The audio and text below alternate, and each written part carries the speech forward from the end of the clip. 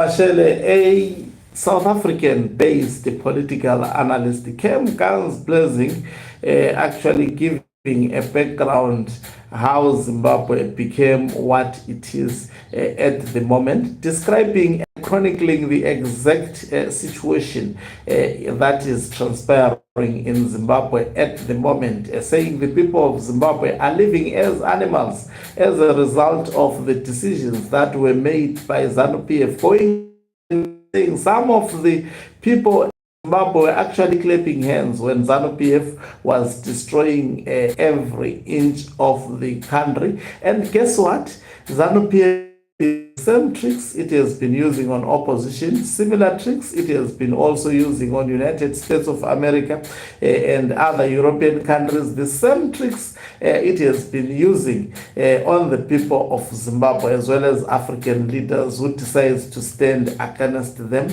resulting to insulting an individual, labeling this political analyst as a plain idiot. In fact, let me quote his statement. He said, "He is a plain idiot who thinks he can grow fat on the anti-ZANU-PF sponsored bandwagon." This is what we are always actually hearing, especially from ZANU-PF officials, when someone hits them hard, hits them where it hurts. Greetings and welcome on your lovely channel, the Hlonipani Global News. If you're watching us for the very first time, please do remember to press the red or black subscribe button so that next time when we film live, guess what? You become the very first one to watch us. So before I speak about this or comment about this, let me play an audio of Prince Mashele.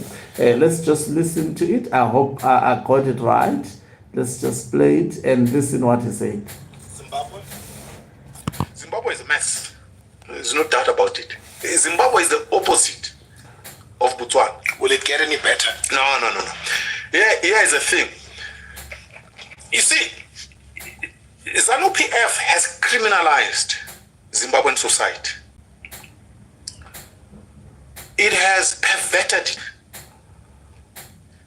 crime, corruption, chaos is now culture in Zimbabwe. Mm-hmm. And once something becomes culture, it is very difficult to change it. So the idea that if you want a document, a passport, for example, from a Zimbabwean government office, you will get it without paying a bribe. If you told Zimbabweans that, they would laugh at you and say you have smoked something. Because that's not how it works. In Zimbabwe, everything you pay a bribe. I mean, I have relatives in Zim, by the way. My nephews, my nieces are married to Zimbabweans and got family. I've been to Zim.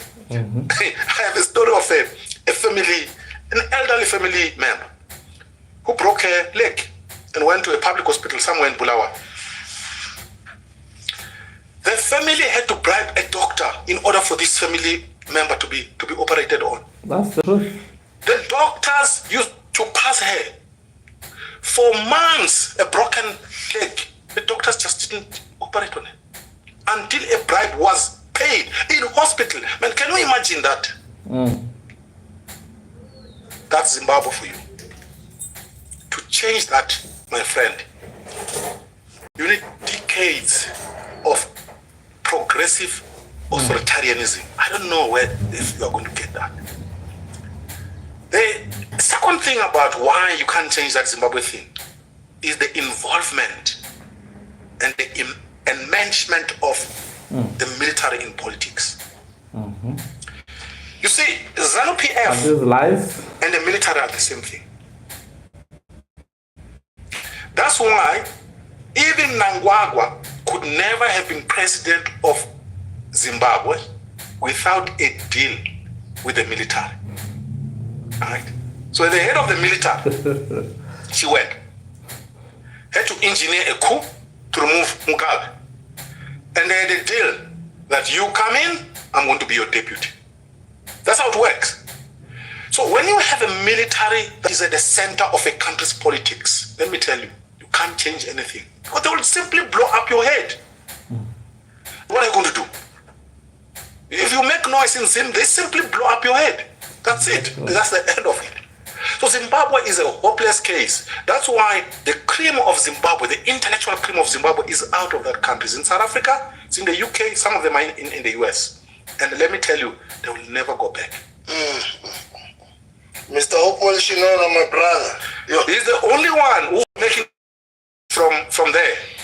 He's the only one, and I follow him. It's the only one who's from there. I follow him too. Yeah, it's and the stuff that he writes about, it's just out of this world. For the next couple of lots and lots of our Zimbabwean brothers and sisters flocking into South Africa. There's no. Here's the thing about it. It's like Mozambicans. I remember in the 80s. I told you I come from Pumalang, around Bushbuck Ridge. We used to have Mozambicans flocking into South Africa through that corridor. Yeah. And in our villages, by the way, they used to be given land to settle there. And let me tell you, those people who flocked into South Africa in the 80s are now South Africa. All of them have IDs.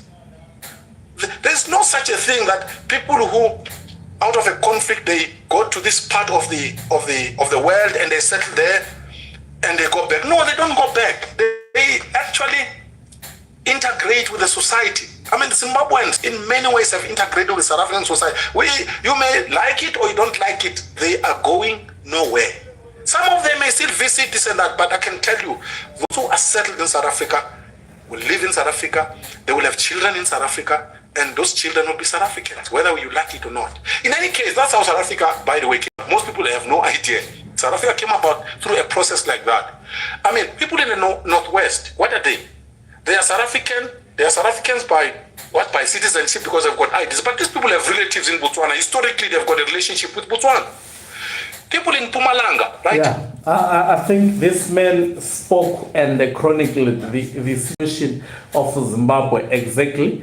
And I wonder, at the end of the day, who is actually a plain idiot between Charamba and this man. Of course, he is not a Zimbabwean. He may actually tick all the boxes in terms of commentary. For example, when he says Hopewell is the only one who is raising the voice against ZANU-PF.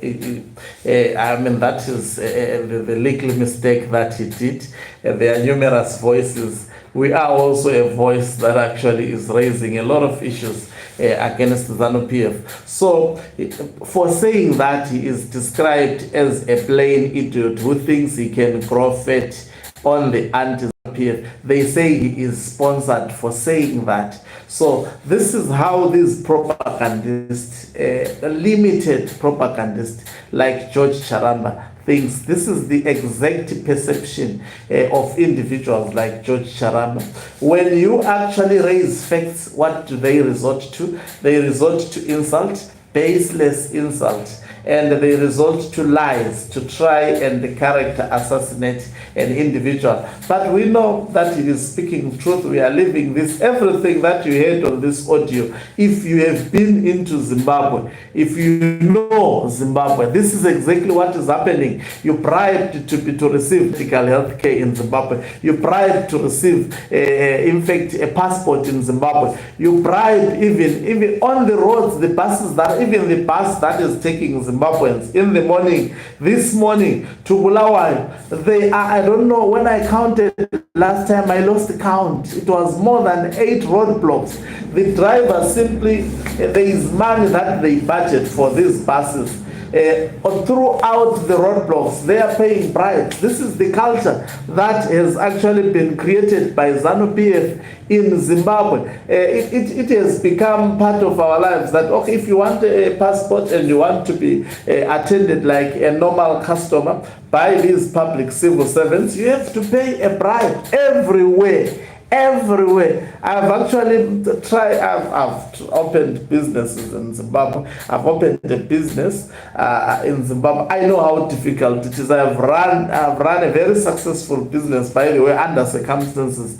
And I know how difficult it is to maneuver around what is being spoken about here. That you bribe in Zimbabwe. You cannot do anything without paying a bribe. They call it money for drink. Here pays the money for drink, because it has become part of our culture that in order to receive a service from government officials, by the way, whom you are paying through taxpayers' money, you have to pay a dub by bribing them. Thank you very much for watching us. If you're watching us for the very, please do remember to press the red or black subscribe button so that next time when we beam live, guess what, you become the very first one to watch us. You can financially support this channel by pressing the subscribe plus button, or the heartbeat of this channel. You can by pressing the thanks button and send us stars. Please also take note, we are available on X, formerly Twitter, as Hloniphani Global News. Equally so, we are available on Facebook as also Hloniphani Global News. Search for our channel